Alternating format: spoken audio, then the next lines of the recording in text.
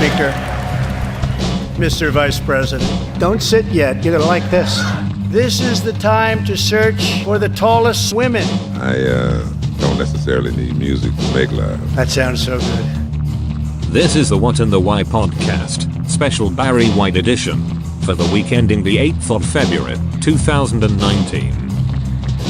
I'm here, baby.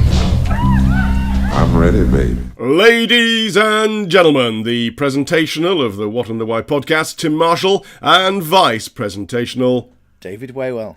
David Waywell. Well, the state of this. Ladies and gentlemen, the President of the United States.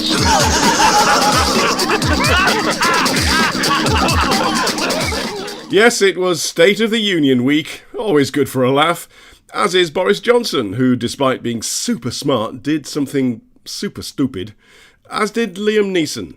Or did he?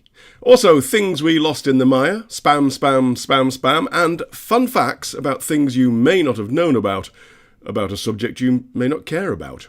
Last week's podcast this week, David was right. Coughs and colds can actually be transmitted via microphones and Skype, hence my voice this week after a hideous few days in bed. It could be worse. This was me just 2 days ago. I was born under a wandering star. I was born under a wandering star. That's still me. Well, I could carry that on and you wouldn't even know that, you know. Well, David, this was me just yesterday. I've heard people say that too much of anything is not good for you, baby. But I don't know about that. As many times. I don't know about that, but that was Lee Marvin from Paint Your Wagon and the Walrus of Love, Barry White. Yeah, I was going to introduce myself as the Walrus of Love this week. Yeah, there we are. Veep Waywell, how was your week? It's been a strange one because I've had to have a mask on because my mum went for a knee op on a, she's had a new knee. Oh, yeah. So I had to stop myself spreading my cold to her. So I spent half the week with a mask on. And then since she's had it done, I'm rushing back into the hospital. So it's been a busy week, but a good week. Yeah. I mean, positive news on the battle of wounded knee. Yeah. And I suppose you got some work out of the State of the Union? I literally got up at 5 o'clock this morning to polish off an article. Good. So, yeah. And so Trump turned up a month late. It was interesting. I didn't stay up all night to watch it. Did you?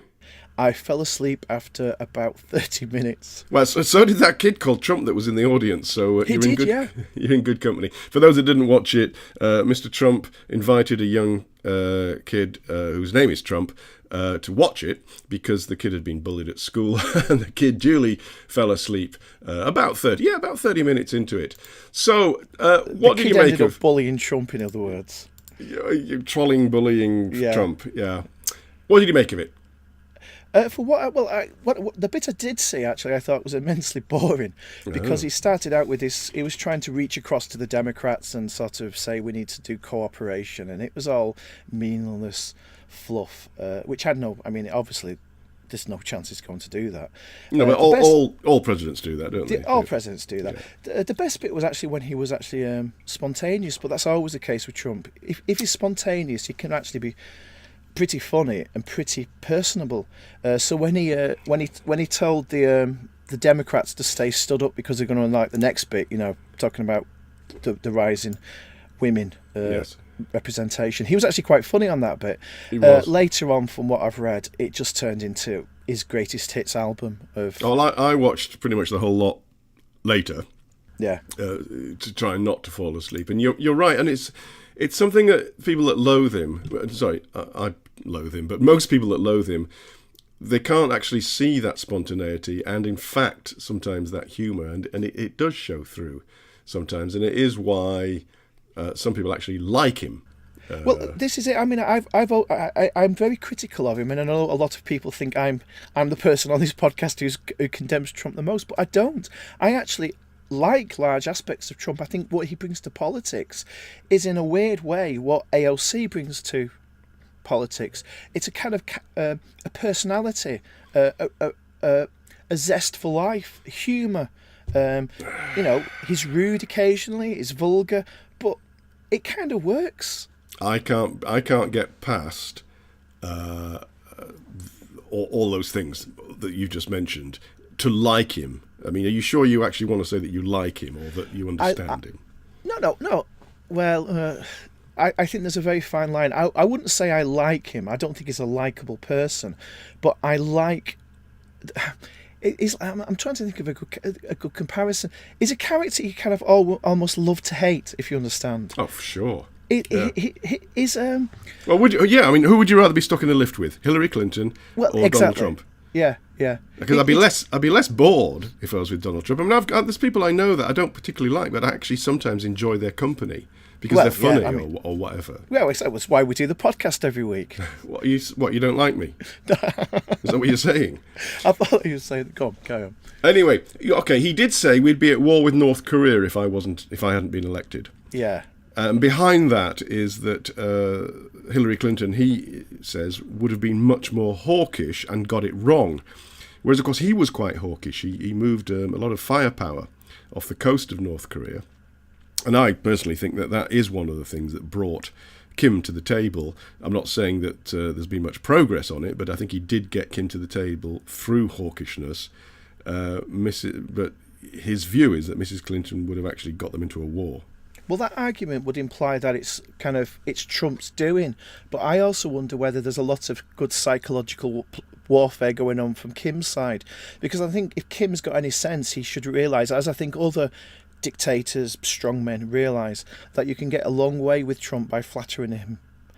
And this is what I mean. He's coming again to the UK, isn't he, in the end of the year? Yeah, for the NATO conference in London. Yeah. I mean, it makes sense. Like May at the moment, staying friends with Trump is the best way to get in a deal, because a lot of this hasn't got to do with politics. It's got to do with the psychology of a man who you've got to flatter all the time. And I think that's partly what Kim has done. And by flattering Trump, the can is being continually kicked down the road. That's how it feels. But you would have thought that at some point it has to stop. But I mean, there's been a very little amount of progress, and simultaneously there's been it's gone backwards. If you believe some of the reports that Kim's simply taking the time to disperse all the nuclear apparatus around the country, which would of course make it harder to destroy. But okay, that one is going to run and run. Briefly going back to you said about the female lawmakers all cheering at the State of the Union. He was the one who brought it up and said what a great thing it was that there were now so many women both in employment and in Congress. And most of the reaction to it I saw later was that, ha ha ha. Yeah, he didn't even seem to realise that most of them were Democrats. That was hardly the point or the spirit of the point he was making. It wasn't, but there's a certain irony of Trump standing there saying it's great to see all these women in Congress, but they're in Congress because of him. It's a backlash to his attitude towards women. I mean, it's a backlash towards... Oh, I agree with that, but that isn't the point he was making. He was simply cheering the fact that more women were in Congress, but of course it was turned against him as if, ha ha, you're an idiot. I mean, I suppose, look, if you're partisan, it would be pretty difficult not to seize that and make that point. Yeah, but it was also in that whole early section of the speech which read as completely vacuous. I mean... the reason I fell asleep was I couldn't believe how boring it was, because it was literally, even the Democrats were standing up to support him, and there was that whole USA chanting going on, and I thought there was going to be a little bit more. Maybe it was later on got more interesting, but yeah, I'm not keen on the USA chant in Congress, but that's I suppose I don't get a vote there. No, that's for them. He said that if you want economic prosperity, you can't investigate the president. One doesn't work with the other, which was almost like a blackmail. And it was a ridiculous recent statement of that's not how the American system works. The American system is split into three because you've got oversight all the time over each other's. I mean, this goes to the heart of the problem with the American of the Trump presidency, and I suppose all presidents can do it, but Trump's doing it in a way which is more visible than others, where the executive branch is manipulating the judiciary and the Congress into making them partisan, but. It's not how it works, is it? Hardly. But yeah, it was a vacuous and silly point. And then finally to the wall. He says he's going to get it done, still hasn't got the money. And then he said that border protection is a moral issue, which I thought was an interesting statement. Border protection has to be a moral issue, surely. I mean, whichever way you read it, whether you read it as you have a moral responsibility to protect your citizens from invasion, or a moral obligation to help people who arrive at your border seeking help. So the whole issue of borders is going to be moral. Whether he means it in that way, I don't know. Which brings us to some emails this week. Oh yeah, Ask Tim. This is the Ask Tim segment where I shall now insert a suitable piece of music. Has Tim a question about the world or politics? Has Tim a question just not about Leeds? Has Tim a question about the walls or borders? Has Tim a question just not about Leeds? Thank you for that, David.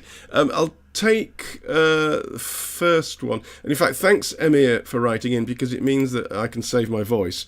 Unfortunately, I have to read your email. Not unfortunately, because I don't want to read it. It's just that my voice You've is got going. it. Yeah. Right. Hello, both. I very much enjoy listening to your podcast every week. Thank you. Are the Democrats being hypocrites, considering they supported the Secure Fence Act of 2006? Well, I know it's asked Tim, but it's asked David as well, because he says hello both. Are they being hypocrites? No, I think because he linked to a little speech by Obama. Obama was talking. Yeah, I'm about going to play you fences. that in a minute, and I agree they are being hypocrites, but entirely in the the spirit of politics where everybody would be. No, I don't think they are. No, what I'm saying is I don't think they are being hypocrites. I think there's a difference between having a sensible discussion about border security and fences, because I mean Obama was talking about fences and fixing fences and strengthening certain areas, and what Trump is doing, which is holding the government to blackmailing the government, saying I'm going to shut down government if I don't get what I want.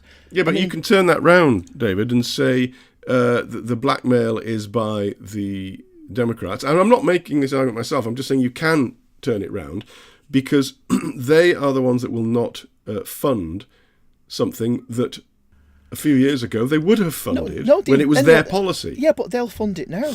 It's not that they're against a wall or they're against fencing.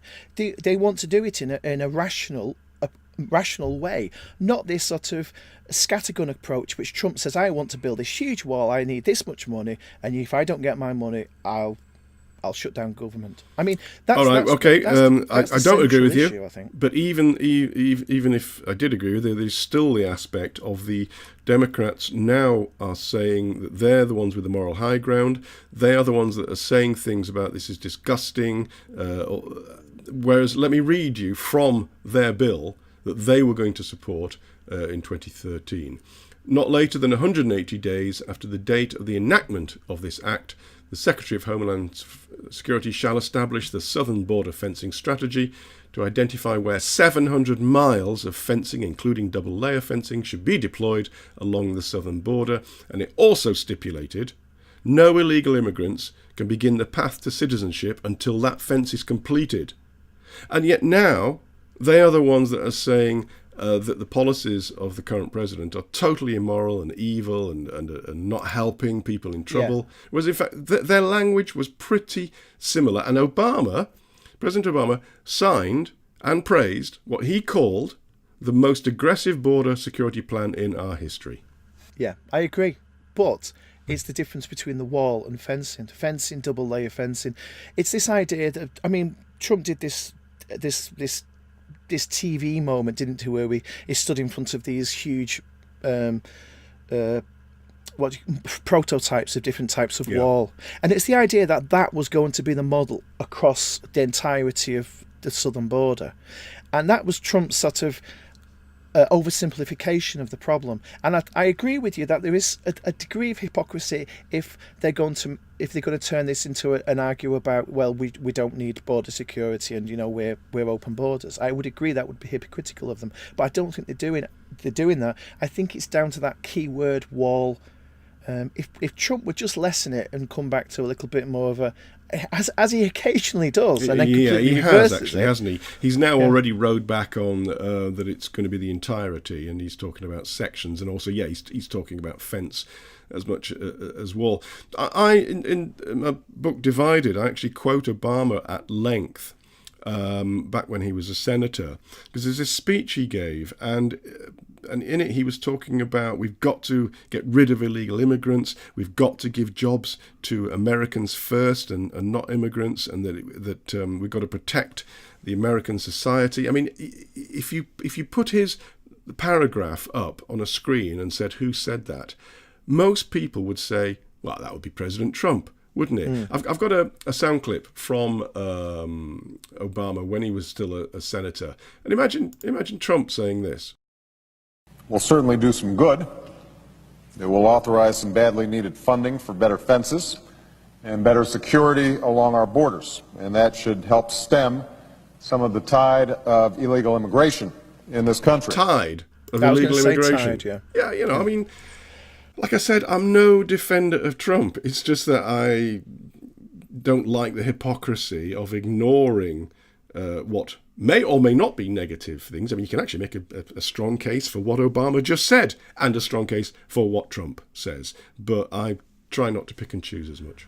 No, I agree, and I've always argued that one of the problems of the left was they wouldn't talk about immigration for a long time, and then it became a really significant issue because of the rise of the far right. So I agree, but I just think that there's a nuanced position between where Trump is and where the Democrats perhaps. I agree. Maybe they are sort of pushing them, positioning themselves too far the other way. Okay, another one, and this is also to both of us, from Josh Swords. Thank you, Josh. I like people both referring to both of us. I'm used to people just saying, "Dear Tim." Listen, you egoist. Well, anyway, yeah. I just wanted to email you both to say how much I enjoyed the podcast, my weekly dose of stories that seems to go undetected by normal news outlets. Thank you. I've recently returned from a trip to North Korea. Well, that's pretty impressive, because that's a country I've always wanted to visit. Would love to hear your thoughts on whether or not you believe a reunification is possible, and then you consider the domino effects that might follow, and if this plays into your suggestion that we're already in a new Cold War. My idea that we're already in a new Cold War goes back about 5 years, but a new type of Cold War, it's important to say that, is more the Russia, Europe, USA situation, not so much China. As for reunification, well, yes, of course it's possible, but it's absolutely not possible in the near future. And I think the geopolitics of it will get in the way. Before that, the economic side of things weighs in that it took West Germany 5 years almost a decade, to absorb the costs of integrating with East Germany, and apparently the costs of integrating the two Koreas would be far, far greater. But then it's more that the Chinese have a long memory, of course, but it's quite a short time ago that American troops were up to the Eula River in what is now North Korea during the Korean War, before they were pushed back as China came into North Korea. And the Chinese would never allow reunification if the South was the dominant force and the South was still an ally of the United States. So for that and other reasons, I don't think it's going to happen anytime soon. David? Yeah, I'm just pondering that. I was about to ask you, does America really want reunification? Because if don't ask me. Josh has asked both of us. Well, yeah, but this isn't my expertise. Would America gain by a reunification? Because surely that would get rid of the reason for having troops in South Korea and in the area, would it? Yeah, well, yes, but Mr. Trump is one of the people that contemplates getting rid of them. And then the generals say, "Are you sure, Mr. President?" And here's a whole bunch of reasons. I mean, he would potentially take some of them out now. What I mean is, if you strip America out of the problem and it was just South Korea, North Korea, would China have a problem with a reunified Korea?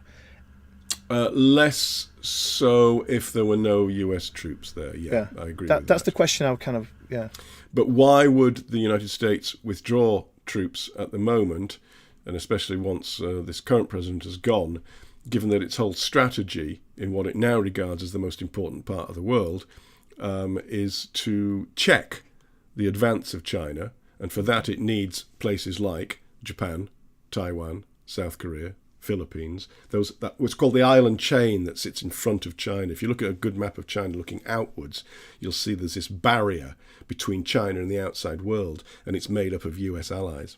That's why I was asking whether actually America would actually benefit from the reunification of Korea, because in effect it's given them an excuse to have a base there. Yeah, it has, and it will long be that way. There was another one, isn't there? Yeah. Let me find it. Oh, from YS Tan. Thank you, Mr. Tan. Why is Trump anti-Maduro? There's a number of reasons. One, so he actually said in the State of the Union, we don't like socialism, we're not having socialism in America, and of course this is relatively close to America, so they are inevitably anti any country which is socialist. They can live with it, but not if that country then takes a distinct anti-American bent. Much more can't live with it if they then see Russian military planes flying into the airport at Caracas, which has happened, and that the Chinese are muscling in there with economics, which takes you to the Monroe Doctrine, which we discussed last week, which once the Americans said to the Europeans, no outside power will be a player in Latin America, except the United States of America, and they pushed out the Spanish and others, and they that's partly what the whole Cuba thing was about with Russia, and now they're not going to allow a Venezuela that is completely anti-American. So I think that's one of the reasons.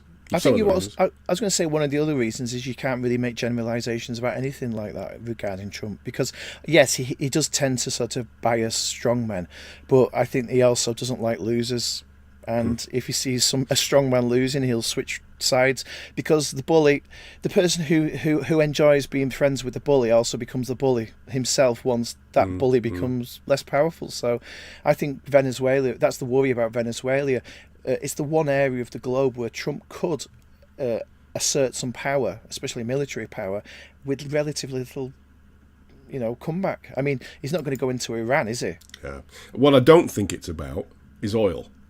Yeah. The Americans have quite happily bought most of Venezuela's oil for the past few decades.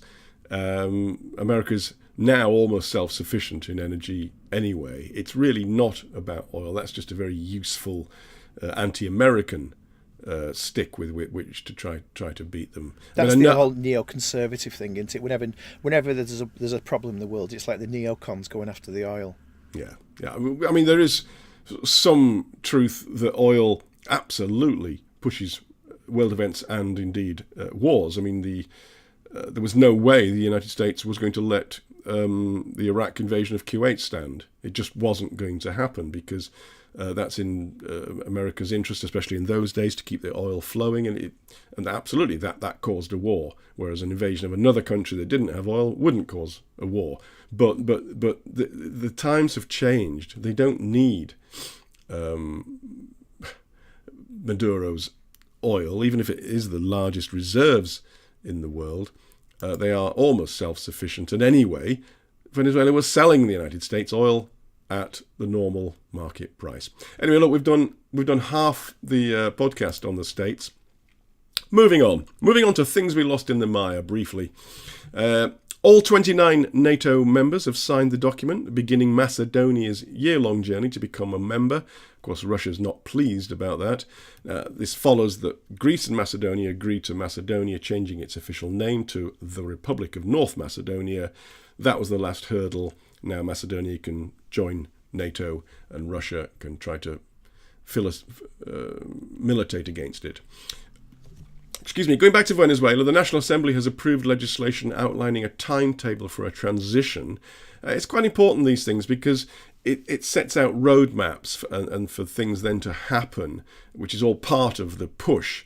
Another part of it was that the US National Security Advisor John Bolton said Washington could lift sanctions against senior military officers if they renounce Maduro's government. You can see this sort of from many different angles, push, push, push, hoping he falls over. Norway's intelligence agency has warned that the Chinese government is using Huawei's equipment to steal sensitive information. This is a running story from the what and the why. Multiple countries have already banned the Chinese company from developing 5G in its countries. That's including the USA, Australia and New Zealand. The USA is considering the same. And David, you will be shocked to learn that the Egyptian parliament has voted in favour of a constitutional amendment allowing the presidential term from 4 to 6 years. So I'm sure President al-Sisi will be very pleased with this, and if it goes through and when it goes through, he could theoretically, probably be in power until 2034. Shocked. Well, I think it's remarkable how you managed to get through that without coughing. But this is a nationwide plague, isn't it? Yeah, and I will be overlaying a suitably Barry White soundtrack to that whole segment now. So it'll be like, You're yeah. You're in charge. Can we briefly do the Liam Neeson row? Go on. Well, no, you put it into context. What is it? He gave an interview, didn't he, about one of his he's done another one of these thrillers where he's seeking revenge, and I think he said he understands the revenge motive because he once had a friend who was raped, and it affected him so much that he went out at night with a kosh in his pocket, hoping to be attacked or approached by a black man. I mean, he put it in slightly less polite terms than that, and he wanted to, seek revenge. And naturally, there's an outcry against him. What people want to, disinvite him from everything and ruin his career.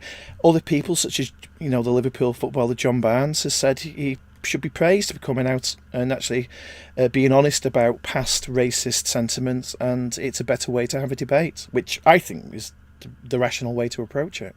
Yeah, I agree with John Barnes, but I do question. I mean, apparently one of his first questions to the woman was it a black person? To which the answer was yes, and so off he ventures around town with a kosh. And of course, this was 40 years ago, a long, long time ago. And and to his credit, he says, after a week, I thought, oh my God, what am I doing? This is madness. And that is to his credit. But I do wonder about A, that question, and then B, that response.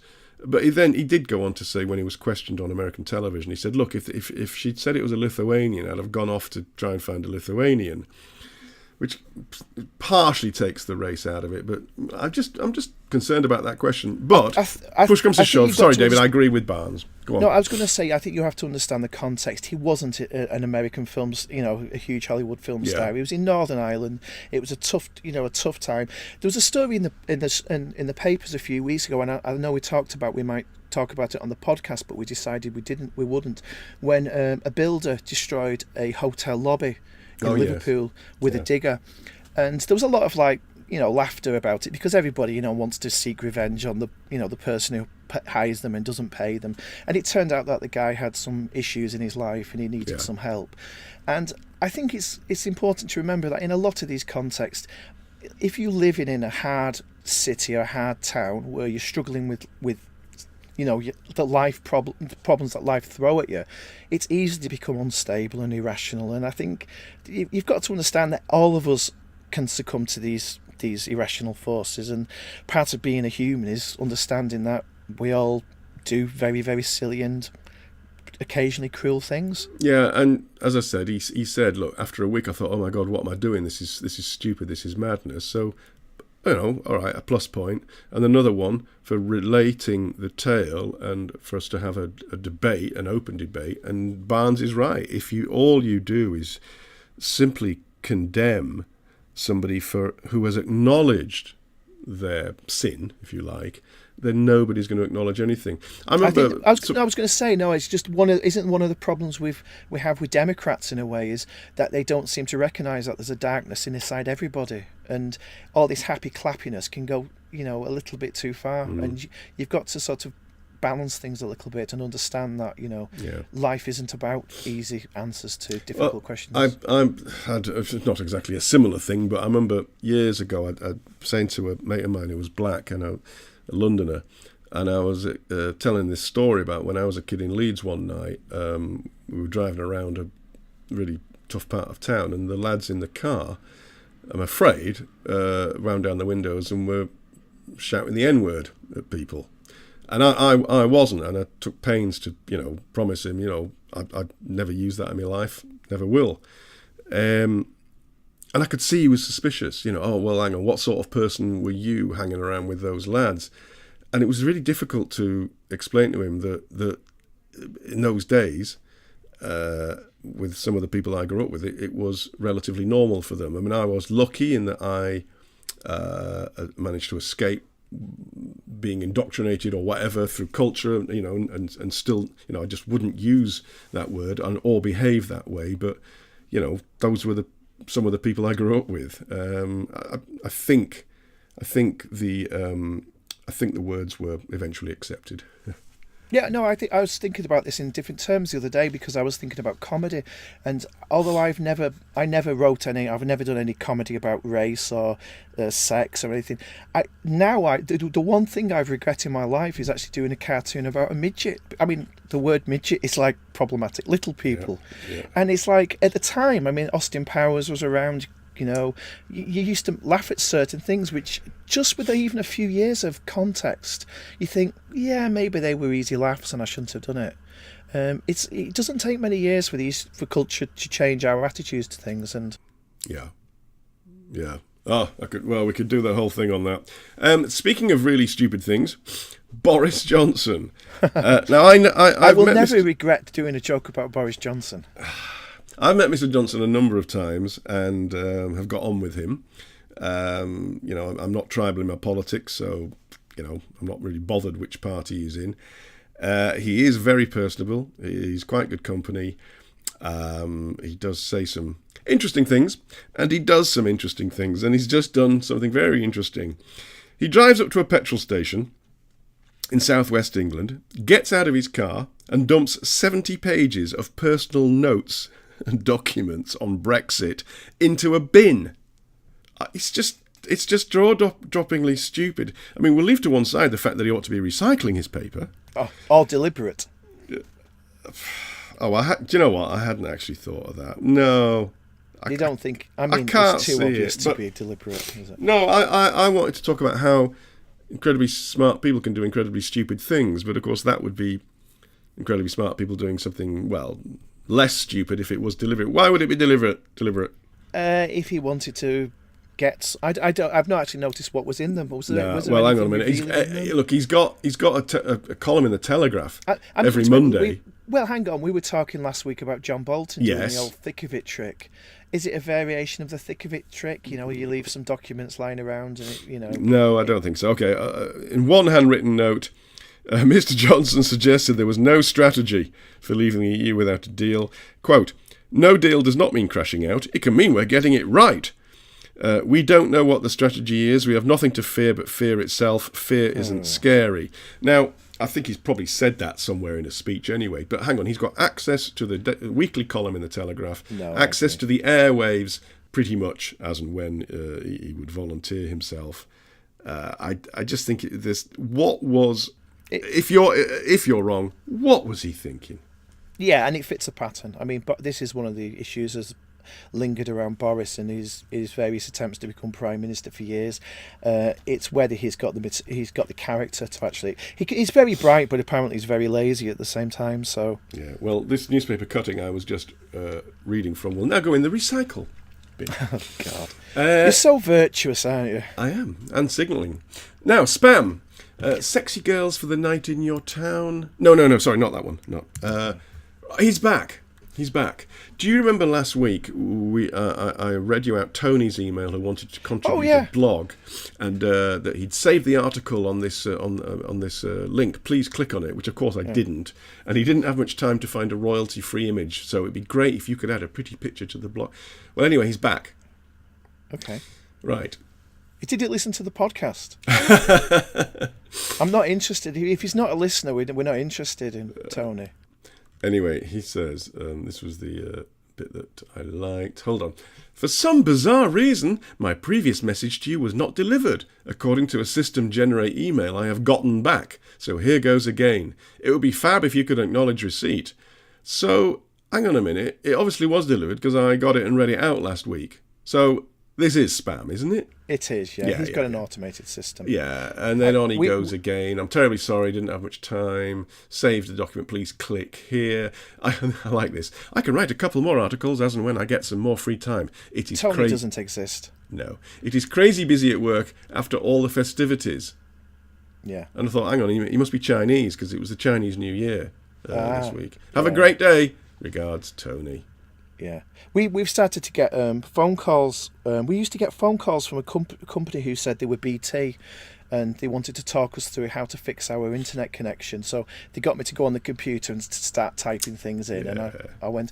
But now they've actually latched onto the idea that people were hanging up on them. So they've actually automated it, and they've got an electronic system now where you have to press a button, and they also are spoofing phone numbers, so you think it's actually coming from a real phone number now. So they're getting very clever, but oh, you know the ones that ring up, the automated one.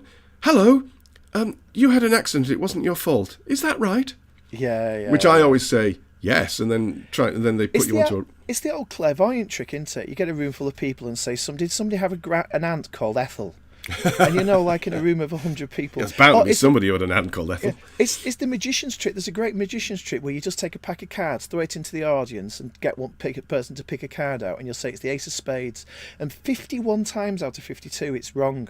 But on the 52nd time, you look like you're the greatest magician ever. My aunt's called Tony. Last week's podcast this week. Oh, sorry, just briefly going back to those phone calls. Yeah, I keep them. You get transferred to a real person. I keep them hanging on for as long as I can, and eventually, when I get bored, I say, "Will you please get yourself a proper job and stop trying to con people? Because you've been telling me for half an hour that you've got all the details on the crash I had, and this, that, and the other, and blah blah." And then, but I didn't have a crash. But I've got a better one. Sorry, somebody said, "Oh yeah. When I do that, I string them on for about 15 minutes, and eventually I say, do you not want to ask me what the injury was?" "Oh yes, sir. Yeah. Well, what was the injury?" "I was decapitated." There's a really good YouTube channel where a bloke does that. All he spends his time, he spends hours on end talking people through. I've seen that. It's really good. Yeah, and he pretends to be an old lady, so he says, "How do I do this?" He's got to do this great voice funny. I can't do now because I'm doing Barry White. Last week's podcast this week, we ventured that in Venezuela at Christmas, it's traditional to roller skate to church. I checked it. And actually, yeah.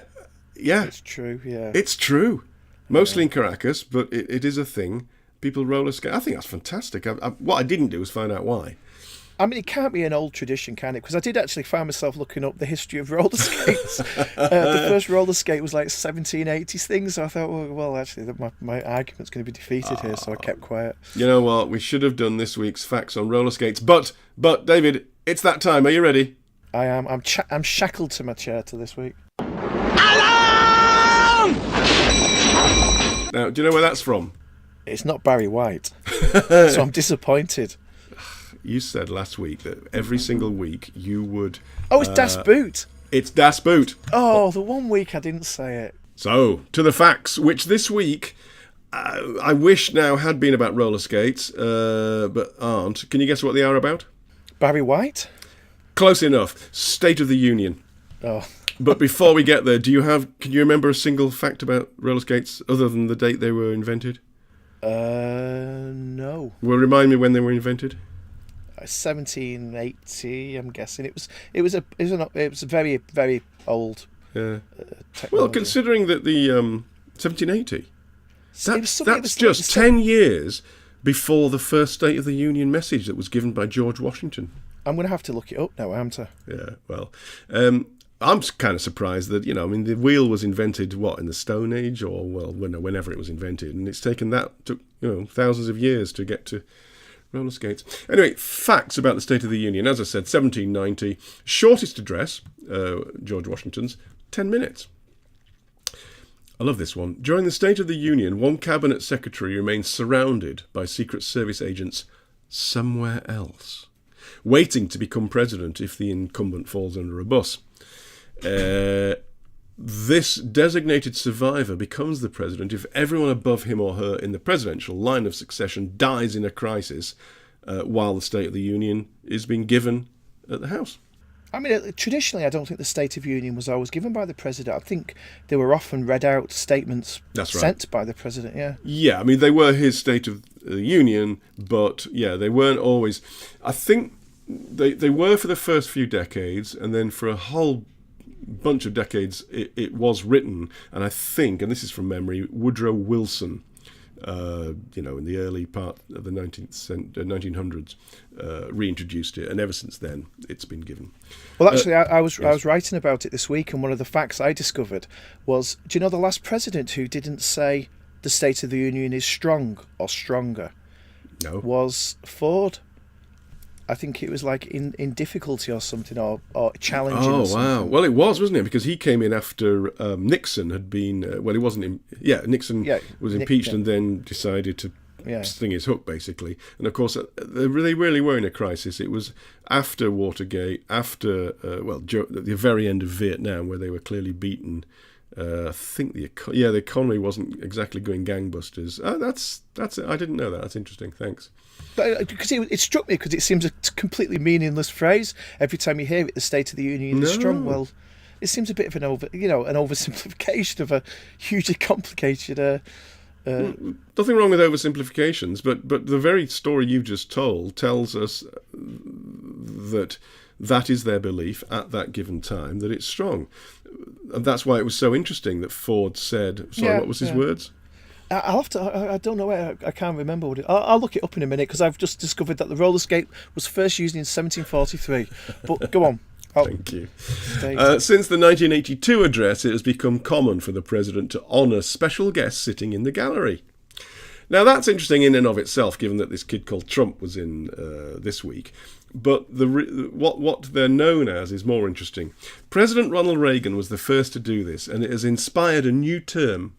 His acknowledgement of the guest, Lenny Skutnik, has led many now to refer to all the gallery guests that are invited. They're now called Lenny Skutniks.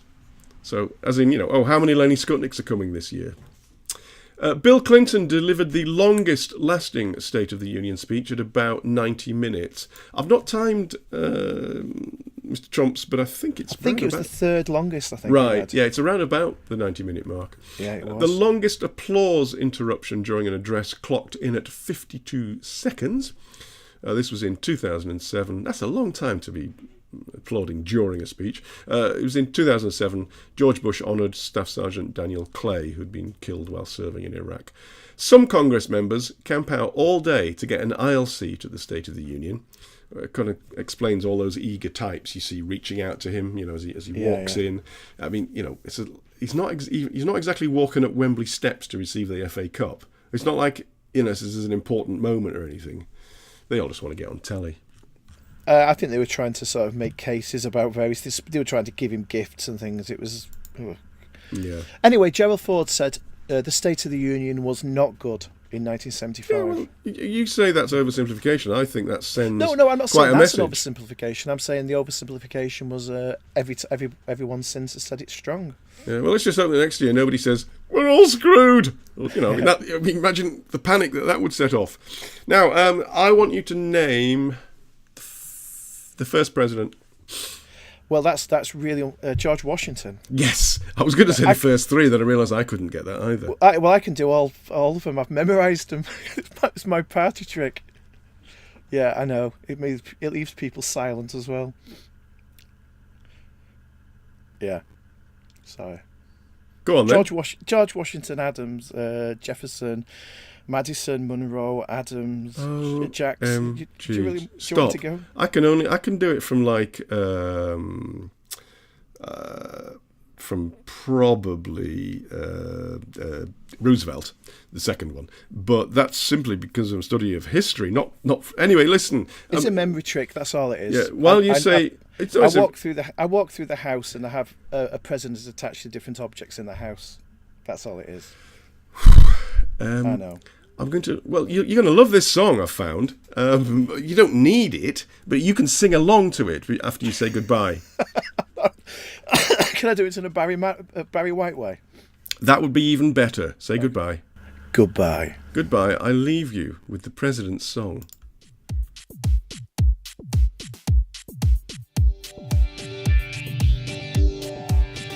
George Washington, John Adams, Thomas Jefferson, James Madison, James Monroe, John Quincy Adams, Andrew Jackson, Martin Van Buren, William Harrison, John Tyler, James Polk, Zachary Taylor, Millard Fillmore, Franklin Pierce, James Buchanan, Abraham Lincoln, Andrew Johnson, Ulysses S. Grant.